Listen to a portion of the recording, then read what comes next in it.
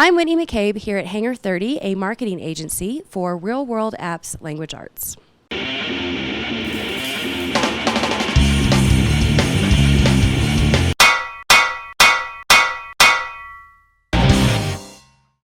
All right, Ryan, tell me about yourself, your name, your position, what do you do here? Sure. My name is Ryan Woodhouse. I am a content and product specialist for Hangar 30. We are a digital marketing agency, or content producers, if you will, for primarily clients within the Department of Defense. So we service a lot of clients within, like programs within the Air Force or the Air National Guard, for example. So what is a content and product specialist? Primarily, I write a lot of content, everything from long-form blog posts all the way down to 140 characters in a tweet on behalf of our clients and our individual programs. As far as the product specialist part, I typically will be in charge of coming up with enhancements to our programs and pitching our clients on either new products or ways we could change products on their behalf to make them more effective and things like that. Tell me about your day. When does it start? What do you do? What's the process? I get in around 7, which is way too early, but that's when I start my day. Then I typically work into my day. I can't just immediately start and hit the ground running. That's why I do, say, brain exercises, or I'll watch a TED Talk when I first get into the office, and then I'll start with something that comes most natural to me. One of my duties around here is I'm the resident social media expert. So I'm actually in charge of and run several of our social media campaigns for our different products. So how long have you been a content and product specialist? I've spent the last 5 years in digital marketing, but I've actually only been here for about 3 months. What was your undergrad degree? I did journalism and mass communication with a strategic communication focus at the University of Wisconsin. Go Badgers. So were you always attracted to this type of work? I was pretty convinced that I was going to do something in medicine. And then in high school, I got a job working for the local NBC station in my hometown, and actually ended up working as a reporter for the teen magazine show.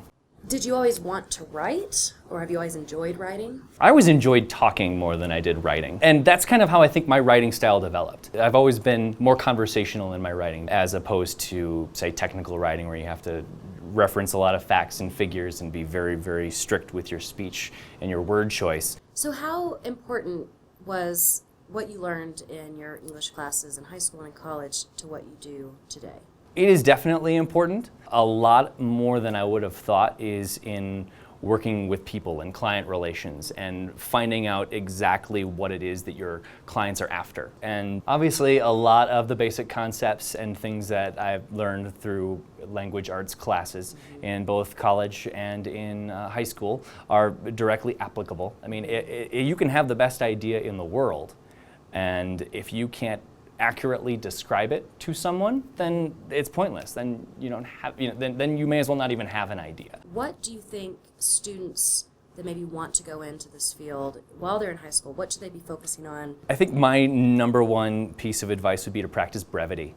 That's been a big thing, especially since we've transitioned more into social media marketing. So being able to use as few words as possible. Word choice is key, and learning to be as brief and as concise with your word choice and your writing and your work. What would you recommend to a student that's facing writer's block? The first thing I do is take a step back. It's almost like if you have a problem with an app on your smartphone, turn it off, turn it back on. Take a step back. Take a breath, go do something else for 10 minutes, and then come back, and all of a sudden, a lot of times for me, something will spark. When you're writing a story for an ad campaign, do you write a story? Do you write a script? How do you start, and then what does it become? It starts with knowing the expectations of the client. Finding out exactly what it is they're looking for is item number one, and then we find the best way to attack that problem. How closely do you stick to the rules of grammar and English when you're writing copy? It does depend a lot based on the medium that you're using. If this is a social media campaign, obviously it's going to be much more conversational. You're not going to follow as many rules. You still have to follow a lot of punctuation and grammar rules just to get the point across and make it easily understandable. Has texting affected your industry? I don't think texting has changed enough of our understanding of the English language that we have to write specifically for texting, but you do have to take it into account.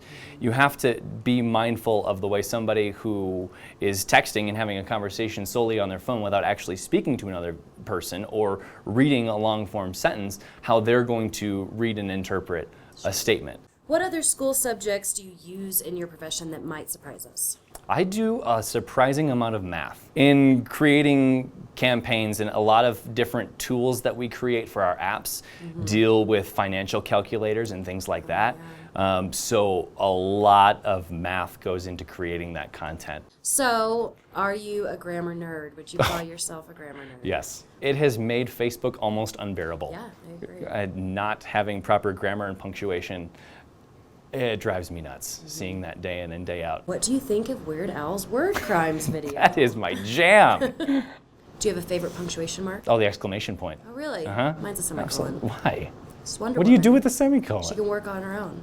I She doesn't need a suppose. conjunction. Fair She doesn't need a enough. capital letter. Fair enough. Oh, But if you yeah. flip it upside down, it doesn't mean the same thing in a different Right. language. So thank you so much for spending your time with us today. We know that all of our watchers are going to appreciate this real-world application of language arts. Thank you so much for having me. Thank I you. appreciate it.